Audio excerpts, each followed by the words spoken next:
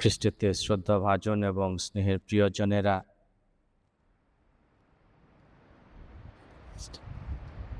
দুঃসংবাদ মহাপর্ব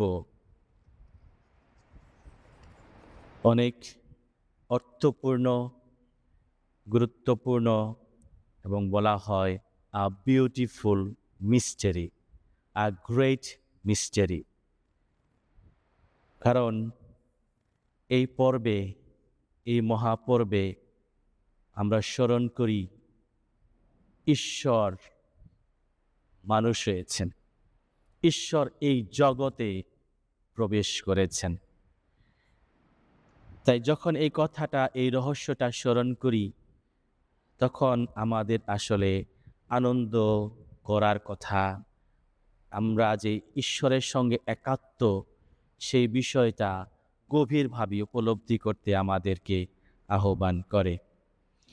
এবং এই কাজটা সম্ভব হয়েছে আমরা জানি যে মা মারিয়ার হ্যাঁ বলার মধ্য দিয়ে। স্বর্গদূত যখন মা মারিয়ার কাছে এসেছেন, যখন তাকে বলা হয়েছে তুমি এক সন্তানের জন্ম দেবে, তুমি তার নাম রাখবে যিশু, মা মারিয়া দ্বিধাগ্রস্ত হয়েছেন, সন্দেহ করেছেন, প্রশ্ন করেছেন, কিন্তু তিনি হ্যাঁ বলেছেন। অর্থাৎ ঈশ্বরের ইচ্ছা তার জীবনে পূর্ণ করার জন্যে তিনি হ্যাঁ বলেছেন। এটা খুবই অর্থপূর্ণ এবং তার সে হ্যাঁ বলা ছিল গোটা জীবনের জন্য। She said yes for her whole life. এটা অনেক অর্থপূর্ণ। তাই একদিকে দেখি ঈশ্বর এই জগতে আসেন, মানুষের সঙ্গে সম্পর্কযুক্ত হন, যেটা সম্ভব হয়েছে মা মারিয়ার হ্যাঁ বলার মধ্য দিয়ে। আর এই জন্য এই দিনটা, এই মহাপর্ব অনেক অর্থপূর্ণ, বলা হয় আ গ্রেট মিস্টেরি। আর এই জন্যে এটাকে আবার বলা হয় লিটল ক্রিসমাস, ছোট বড়দিন।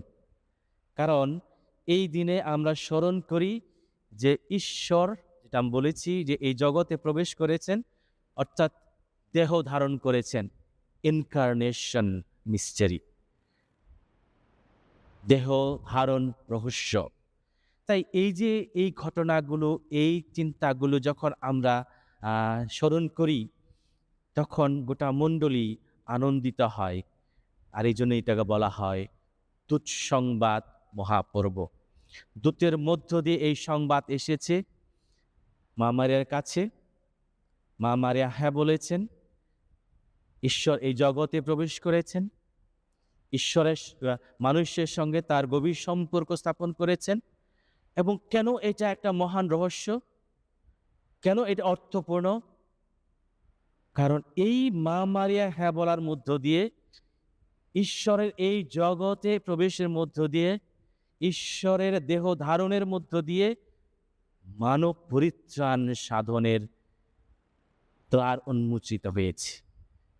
কারণ ঈশ্বর মানব জাতিকে পরিত্রাণ দিতে চেয়েছেন, যেটা আমরা প্রথম পাঠে শুনেছি, যে তিনি যে প্রতিশ্রুতি দিয়েছেন, আদম হওয়া পাপের পরে তিনি যে প্রতিশ্রুতি দিয়েছেন যে পরিত্রাতার জন্ম হবে, যেটার মধ্য দিয়ে আমরা শুনি যে প্রবক্তা নাথান রাজা দাউদের কাছে বলেছেন যে তোমার বংশে সেই পরিত্রাতার জন্ম হবে। এবং এটাও শুনেছি যে প্রবক্তা ঈশায়া রাজা আহাজের কাছে বলেছেন সেই প্রতিশ্রুতির পূর্ণতা। এই জন্য এটা অনেক অর্থপূর্ণ, গভীর রহস্যময় এই মহাপর্ব, যেটা আমরা আনন্দ সহকারে পালন করি, স্মরণ করি। আর এই জন্যে দ্বিতীয় পাঠে হিব্রুদের কাছে পত্রে খুব সুন্দর করে সেই যে চিত্ত ঈশ্বরের দ্বিতীয় ব্যক্তির যে দেহ ধারণ রহস্য, তিনি যে দেহ ধারণ করবেন, সেই সত্যটা প্রকাশ করা হয়, যার জন্য বলা হয় Emmanuel, god is with us, ঈশ্বর আমাদের সঙ্গে। এটা খুব গভীর সুন্দর অর্থ না, যে ঈশ্বর আমাদের সঙ্গে। ঈশ্বর যদি সে দূরে থাকতেন, আমরা তাকে যদি কাছে না পেতাম, কেমন মনে হতো? এখন যখন আমরা উপলব্ধি করি ঈশ্বর আমাদের সঙ্গে, ঈশ্বর আমাদেরই একজন, সেটা আরো কত অর্থপূর্ণ, আনন্দের। এবং সেইটা সম্ভব হয়েছে মা মারিয়ার হ্যাঁ বলার মধ্য দিয়ে। ইয়েস। তাই প্রিয়জনেরা, আজকে আমাদেরকে এই আহ্বান করে যে মা মারিয়ার কাছে স্বর্গ মহাদূত গাব্রিয়েল এসেছিলেন, তাকে বলা হলো ঈশ্বর সন্তানের জন্ম দেবে, তুমি ঈশ্বর জননী হয়ে উঠবে। সেই অফার, সেই আহ্বান তার কাছে এসেছিল। তিনি সেই আহ্বানে হ্যাঁ বলেছেন। তার সেই বিশ্বাস, ফিয়াত, তিনি সাড়া দিয়েছেন ঈশ্বরের সেই আহ্বানে।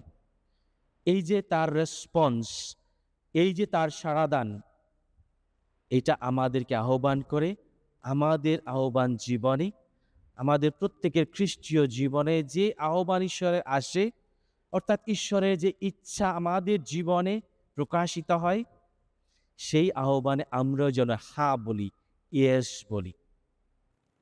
আমরা এটা একটু রিফ্লেকশন করতে পারি, আমরা একটু ধ্যান করতে পারি যে মা মারিয়া জীবনে যেই আহ্বান এসেছে তিনি হ্যাঁ বলেছেন, এবং সেই আহ্বানটা আমি বলেছি যে গোটা জীবনে তিনি হ্যাঁ বলেছেন। আমরা প্রশ্ন করতে পারি, আমাদের জীবনও তো ঈশ্বরের ইচ্ছা প্রকাশিত হয়েছে, আমরাও হ্যাঁ বলি, কিন্তু আমাদের সেই হ্যাঁ বলার মধ্যে কতটুকু সেই গোটা জীবন যুক্ত হয়, নাকি আমরা কখনো কখনো কন্ডিশন দিই, শর্ত জুড়ে দিই যে আমি এই সুযোগ পেলে, এই আরাম পেলে আমি হ্যাঁতে আছি, আর যদি আমি এই সুযোগ, এই আরাম, আমার এই সুযোগ সুবিধা এগুলো যদি আমি না পাই, তাহলে দেখা যাবে আমি আমার হ্যাঁ থেকে সরে আসি। তখন আমরা অনেক অজুহাত দেখাই, তখন আমরা অনেক কন্ডিশন, অনেক শর্ত জুড়ে দিই।